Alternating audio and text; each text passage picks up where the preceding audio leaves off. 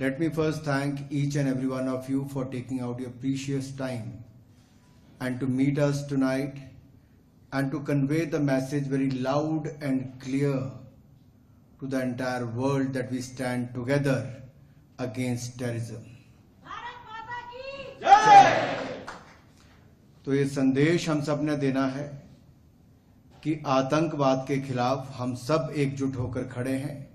अगर आप सब आतंकवाद के खिलाफ हैं तो मेरे साथ बोले भारत माता की, दोनों हाथ ऊपर करें, भारत माता की, भारत माता की, भारत माता की, वंदे वंदे। साथियों, जो पहलगाम में हुआ वो दुखद था, दर्दनाक था और मैं तो कहूंगा मानवता को शर्मसार करने वाला था। धर्म के आधार पर लोगों को चुना गया। छोटे छोटे बच्चों के आगे उनके पिता को 1 फुट की दूरी से सिर पे गोली मार दी गई। पत्नी के सामने पति को मार दिया, किसी के भाई को, किसी के पिता को मार दिया। और ये किसने किया? इसकी जिम्मेदारी ली है द रेजिस्टेंस फ्रंट, जो लश्कर तैयबा का फ्रंट है और पाकिस्तान की सरजमीन से जो जन्म भी लेता है, प्रशिक्षण भी लेता है, पैसा भी लेता है और भारत और दुनिया भर में आतंकवाद फैलाने का काम कोई करता है तो उस देश का नाम है आतंकवाद फैलाने वाले के देश का नाम है पाकिस्तान। यही आपको सारी दुनिया को बताना है कि आतंकवाद फैलाने का काम पाकिस्तान की सरजमीन से होता है। जब पाकिस्तान ने 15 दिन तक इस पे कुछ नहीं किया तो फिर जो भारतीय सेना ने किया वो अपने आप में कमाल था कि ऐसे 9 आतंकवादी ठिकानों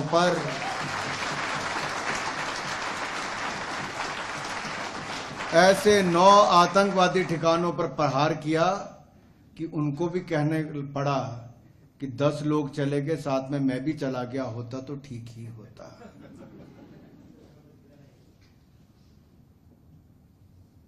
जब कोई परिवार का व्यक्ति अपने सदस्य को खोता है तो इससे बड़ी क्षति कोई नहीं होती, लेकिन ये एक के बाद दूसरा प्रहार पाकिस्तान की सरजमीन से आतंकवादियों ने भारत पे किया है। और भारत ने लगातार शांति का संदेश, दोस्ती का संदेश देने का प्रयास किया। भारत ने एक ही बात कही है कि हम किसी को छेड़ते नहीं और कोई अगर हमें छेड़ता है तो उसे हम छोड़ेंगे नहीं। आप तो सब जानते ही हैं। बस ये सारी दुनिया तक पहुंचाना है अपनी भाषा में, अपने शब्दों में, that India has made it stand very clear that we have a zero tolerance policy against terrorism.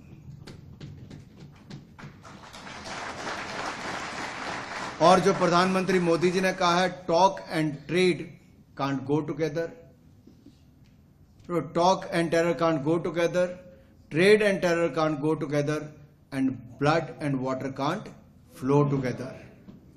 स्पष्ट संकेत है। मैं इतना ही कहूंगा कि पाकिस्तान दुनिया का शायद इकलौता ऐसा देश है कि United nation of security council की जो लिस्ट है आतंकवादी संगठनों की और आतंकवादियों की, इंडिविजुअल और एंटिटीज की 1 to 6 7, उस लिस्ट में जो 52 एंटिटीज के नाम लिए गए हैं, इंडिविजुअल और एंटिटीज के, वो सारे के सारे पाकिस्तान के हैं, उससे संबंध रखते हैं।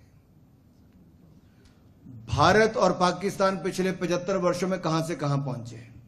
आज हम सब भारतीयों को एक बात का गर्व होना चाहिए कि हम पिछले कुछ वर्षों में, 10 वर्षों में 10वें नंबर से बढ़कर आज दुनिया की 4th लार्जेस्ट, चौथी बड़ी इकॉनमी हो गए।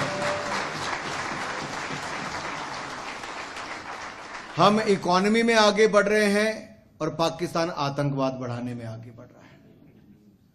हमने 25 करोड़ गरीबों को गरीबी रेखा से बाहर निकालने का काम किया तो पाकिस्तान ने और गरीबी में धकेलने का काम किया।